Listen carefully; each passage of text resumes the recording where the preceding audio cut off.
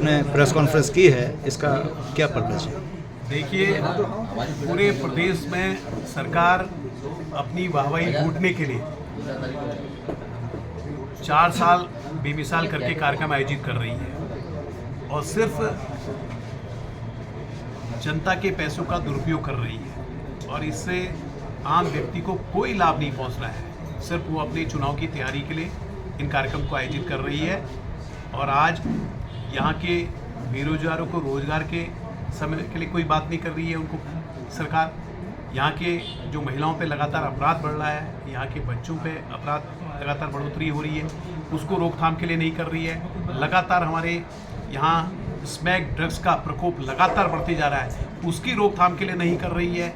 हमारे जो जंगली जानवर हैं, जिससे आज प्रत्येक चाहे शहर का चाहे ग्रामीण क्षेत्र का आम व्यक्ति है, वो सबसे ज़्यादा त्रस्त है, उसके लिए कोई ठोस नीति बनाने के लिए काम नहीं कर रही है। उसके लिए चाहे वो जंगली सूअर हों, चाहे वो हमारे बंदर हों, चाहे हमारे बाघ हों, चाहे हमारे भालू हों, चाहे हमारे तेंदुए हों, चाहे जंगली पशु हों। और इसके साथ साथ कृषि को कैसे और कृषि के लिए क्या अच्छे कार्य हो सकते हैं, सुझाव हो सकते हैं, उस दिशा में कोई सरकार काम नहीं कर रही है।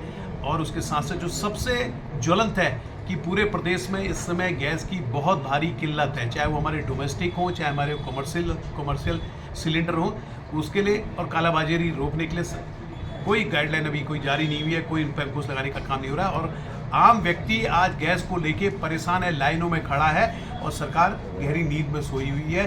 तो कहीं ना कहीं हमें स्पष्ट प्रतीत होता है ये सरकार सिर्फ चुनाव के मोड में आ रही है, सिर्फ अपने लोगों को फायदा पहुंचाने का काम कर रही है। अपराध लगातार बढ़ रहा है, भ्रष्टाचार चरम सीमा पर पहुंच चुका है।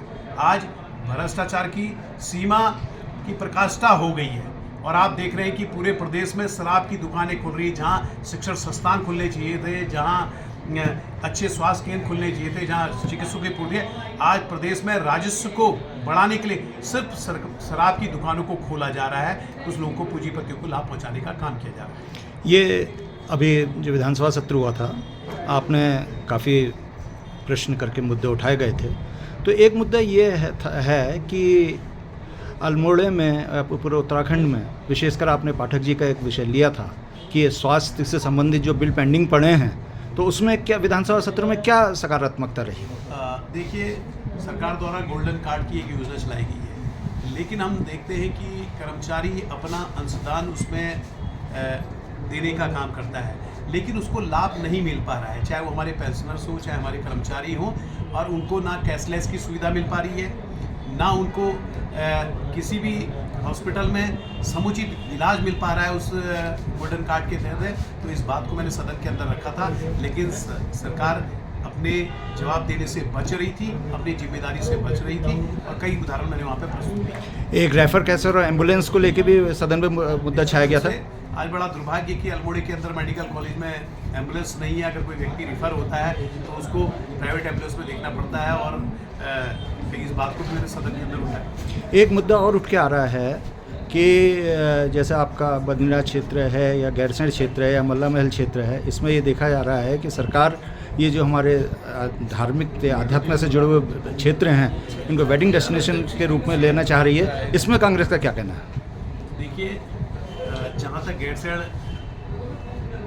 की बात है, गैरसैंण के लिए हम हमेशा कह रहे हैं कि वहाँ की स्थायी राजधानी होनी चाहिए। और माननीय इस प्रदेश के पर्यटन मंत्री जी द्वारा अभी गैरसैंण में एक ऐसा अभियान दिया गया। पहले तो उनको यही जानकारी नहीं थी कि गैरसैंण ग्रीष्मकालीन राजधानी, सदन के अंदर वो कह रहे हैं कि हम ग्रीष्मकालीन राजधानी बनाने जा रहे हैं। और उसके साथ साथ उन्होंने जिस तरह से कहा कि ये एक सफ़ेद हाथी है उस विधानसभा का, जो हमारा एक पवित्र मंदिर है, और वहाँ पर गैरसैंण राजधानी बनाने के लिए वहाँ पर सारी सुविधाओं को संपन्न करना चाहिए, वहाँ पर सारी अन्य चीज़ों को करना चाहिए। लेकिन बड़ा कष्ट होता है कि प्रदेश के एक जिम्मेदार मंत्री, इस सरकार के एक जिम्मेदार मंत्री कहते हैं कि भाई हम इसको वेडिंग डेस्टिनेशन बनाएंगे और इसके साथ इसको कॉर्पोरेट्स के लिए हम मीटिंग सेंटर इसको बनाएंगे। तो बड़े दुर्भाग्य का विषय है। तो इससे स्पष्ट होता है कि भारतीय जनता पार्टी की मंशा गैरसैंण को राजधानी बनाने की नहीं है, स्थायी।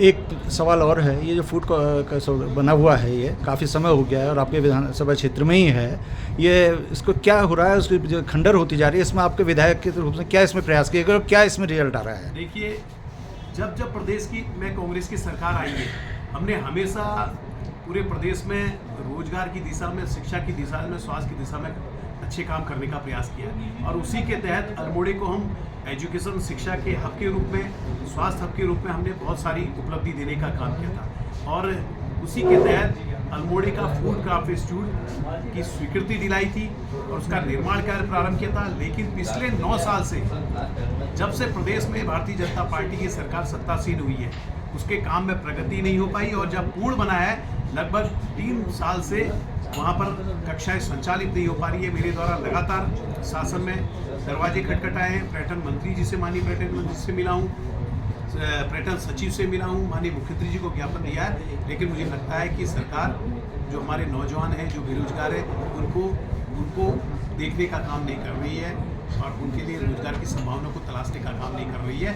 मेरी मांग है कि उसको जल्दी से जल्दी संचालित किया जाए। पेयजल व्यवस्था को लेकर आपका क्या कहना है? ग्रीष्मकालीन सत्र आ रहा है और अल्मोड़ा हमेशा इसमें रहता है, तो इसमें पेयजल को लेकर क्या कहना है? प्रदेश में आज जल मिशन के तहत जो योजनाएं बनी है, भारत सरकार चिल्ला रही कि हमने प्रत्येक घर में नल के साथ जल पहुंचा दिया है। आज पूरे गांव त्राही त्राही पेयजल से हो गए हैं। मैं तो कहूँगा कि जल मिशन की योजनाओं में स्पष्ट जांच होनी चाहिए। सरकार श्वेत पत्र जारी करे और पूरे प्रदेश में जल मिशन की जितनी सारी योजनाएं बनी है, हमारी एकल योजनाएं बनी है, चाहे उनकी योजना बनी है, उनकी जांच होनी चाहिए। Thank you.